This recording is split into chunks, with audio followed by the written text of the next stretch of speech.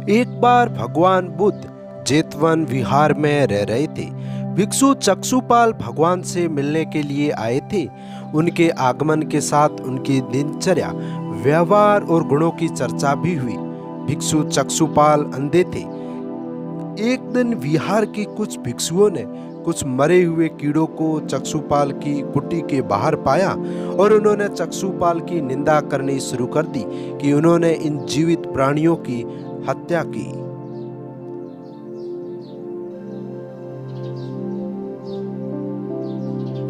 भगवान बुद्ध ने निंदा कर रहे उन भिक्षुओं को बुलाया और पूछा कि क्या तुमने भिक्षु को कीड़े मारते हुए देखा है?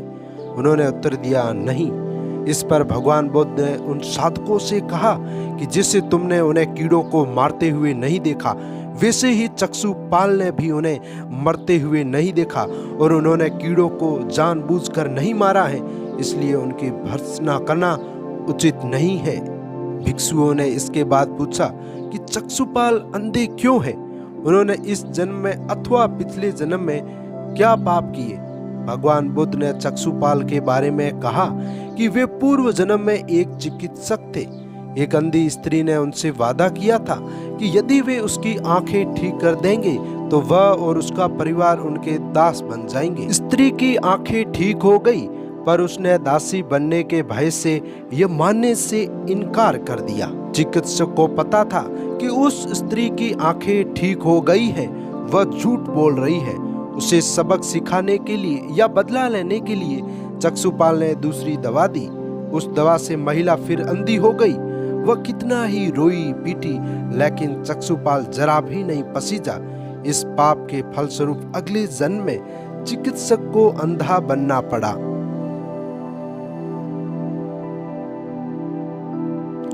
एक बार भगवान बुद्ध अपने अनुयायियों के साथ किसी गांव में उपदेश देने जा रहे थे।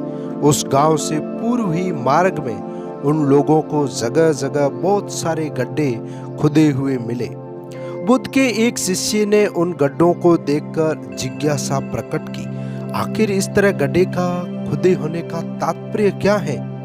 बुद्ध बोले, पानी की तलाश में किसी व्यक्ति ने इतने गड्ढे खोदे हैं। यदि वह धैर्य पूर्वक एक ही स्थान पर गड्ढे खोदता तो उसे पानी अवश्य मिल जाता, पर वह थोड़ी देर गड्ढा खोदता और पानी न मिलने पर दूसरा गड्ढा खोदना शुरू कर देता। व्यक्ति को परिश्रम करने के साथ धैर्य भी रखना चाहिए। एक बार भगवान बुद्ध भिक्षा के लिए एक किसान के यहाँ पहुंचे। तथागत को भिक्षा के लिए आया देखकर किसान उपेक्षा से बोला, श्रमण, मैं हल जोतता हूँ और तब खाता हूँ। तुम्हें भी हल जोतना और बीज बोना चाहिए और तब खाना खाना चाहिए। बुद्ध ने कहा, महाराज, मैं भी खेती ही करता हूँ। इस पर किसान को जिज्ञासा हुई और वह बोला, मैं न तो तुम्हारे पास हल देखता हूँ, न बैल और न ही खेती का स्थल। तब आप कैसे कहते हैं कि आप भी खेती ही करते हो? आप कृपया अपनी खेती के संबंध में समझाइए। बुद्ध ने कहा, महाराज, मेरे पास श्रद्धा का बीज, तपस्या रूपी वर्षा और प्रजा रूपी जोत और हल है। पाप भीरुता का दंड है, विचार रूपी रस्सी है, स्मृति और जागरूकता रूपी हल की फाल और पैनी है। मैं वचन और कर्म में संयत रहता हूँ। मैं अपनी इस खेती को बेकार घास से मुक्त रखता हूँ और आनंद की फसल काट लेने तक प्रयत्नशील रहने वाला हूँ। अप्रमाद मेरा बैल है, जो बाधाएं देखकर भी पीछे मुंह नहीं मोड़ता है। वह मुझे सीधा शांति धाम तक ले जाता है। इस प्रकार मैं अमृत की खेती करता हूँ। भगवान बुद्ध का जब पाटलिपुत्र में शुभ आगमन हुआ तो हर व्यक्ति अपनी अपनी सांपत्तिक स्थिति के अनुसार उन्हें उपहार देने की योजना बनाने लगा। राजा बिंबिसार ने भी कीमती हीरे, मोती और रत्न उन्हें पेश किए। बुद्ध देव ने सबको एक हाथ से सहर्ष स्वीकार किया। इसके बाद मंत्रियों, सेठों, साहूकारों ने अपने अपने उपहार उन्हें अर्पित किए और बुद्धदेव ने उन सबको एक हाथ से स्वीकार कर लिया। इतने में एक बुढ़िया लाठी टेकते वहां आई।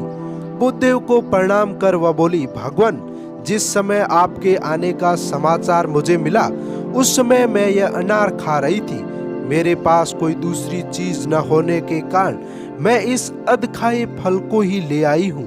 यदि आप मेरी इस तुच्छ भेंट को स्वीकार करें तो मैं अहोभाग्य समझूंगी।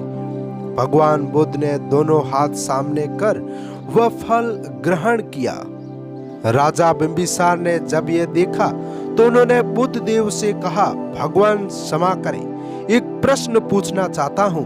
हम सब ने आपको कीमती और बड़े बड़े उपहार दिए जिन्हें आपने एक हाथ से ग्रहण किया, लेकिन इस बुढ़िया द्वारा दिए गए छोटे एवं जूठे फल को आपने दोनों हाथों से ग्रहण किया, ऐसा क्यों?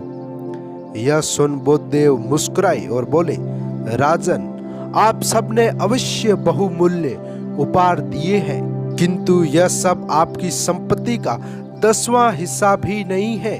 आपने यह दान दीनों और गरीबों की भलाई के लिए नहीं किया है, इसलिए आपका यह दान सात्विक दान की श्रेणी में नहीं आ सकता। इसके विपरीत इस बुढ़िया ने अपने मुंह का कोर ही मुझे दे डाला है। भले ही यह बुढ़िया निर्धन है, लेकिन इसे संपत्ति की कोई लालसा नहीं है। यही कारण है कि इसका दान मैंने खुले हृदय से दोनों हाथों से स्वीकार किया है।